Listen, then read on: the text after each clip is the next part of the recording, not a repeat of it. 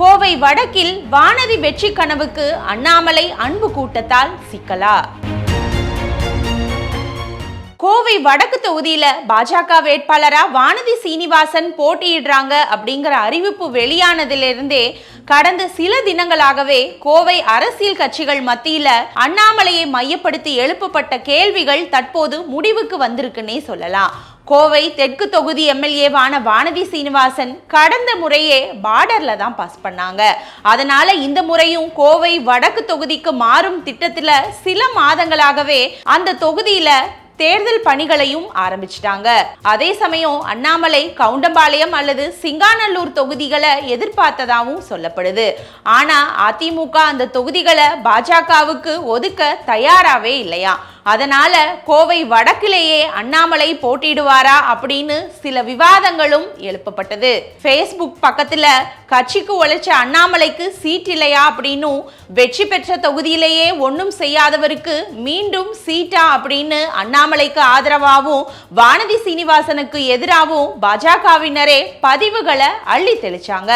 இதுக்கு மத்தியில அண்ணாமலைய மொடக்குறிச்சி தொகுதியில நிறுத்த பாஜக தரப்பு முயற்சி செஞ்சதாகவும், ஆனா அண்ணாமலை அதுக்கு மறுப்பு தெரிவித்ததாகவும் செய்திகள் பரவுச்சு.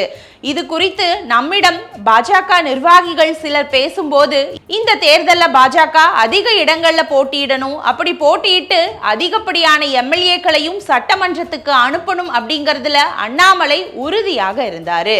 ஆனா அவர் எதிர்பார்த்தது இப்போது நடக்காது போல இருக்குது. ஒதுக்கப்பட்ட தொகுதியிலையும் தொகுதியோட எண்ணிக்கையிலையும் அண்ணாமலைக்கு திருப்தி இல்ல.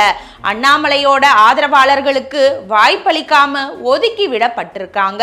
இந்த சமயத்துல வடக்கு தொகுதியில போட்டியிடுற வானதி சீனிவாசனை அண்ணாமலையோட அன்பு கூட்டம் புறக்கணிச்சா அவங்களோட வெற்றி கேள்விக்குறியாயிடும். அதனால அண்ணாமலையை சமாதானப்படுத்துற வேலைகள் நடப்பதாகவும் கோவை பாஜக நிர்வாகிகள் தெள்ள தெளிவா சொல்லியிருக்காங்க.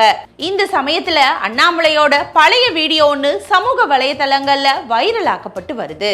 அந்த வீடியோல பாஜகவுக்காக பலர் உழைச்சு உயிரிழந்திருக்காங்க.